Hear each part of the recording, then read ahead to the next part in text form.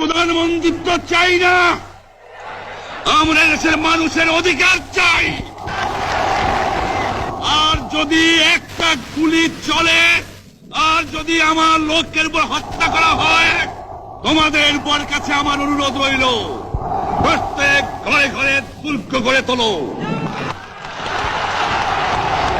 তোমাদের যা কিছু আছে তাই নিয়ে শত্রুর মোকাবেলা করতে হবে,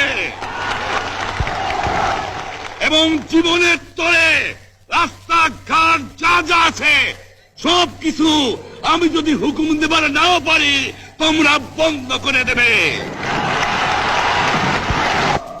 প্রত্যেক গ্রামে, প্রত্যেক মহল্লায়, প্রত্যেক ইউনিয়নে, প্রত্যেক সাব ডিভিশনে আওয়ামী লীগের নেতৃত্বে সংগ্রাম পরিষদ গড়ে তোলো, এবং তোমাদের যা কিছু আছে তাই নিয়ে প্রস্তুত থাকো।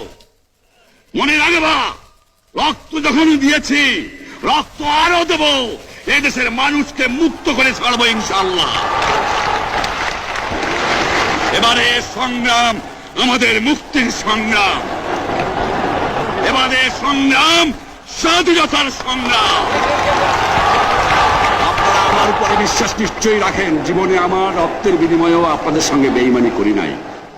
প্রধানমন্ত্রিত্ব দিয়ে আমাকে নিতে পারে নাই, ফাঁসি কাস্টে আসামি দিয়ে আমাকে নিতে পারে নাই। যে রক্ত দিয়ে আপনারা আমার একদিন জেলের থেকে বার করে নিয়ে এসেছিলেন, এই রেসকোর্স ময়দানে আমি বলেছিলাম আমার রক্ত দিয়ে আমি রক্তের ঋণ শোধ করবো, মনে আছে? আমি রক্ত তোমার জন্য প্রস্তুত। আমাদের মিটিং এইখানেই শেষ। আসসালামু আলাইকুম। জয় বাংলা।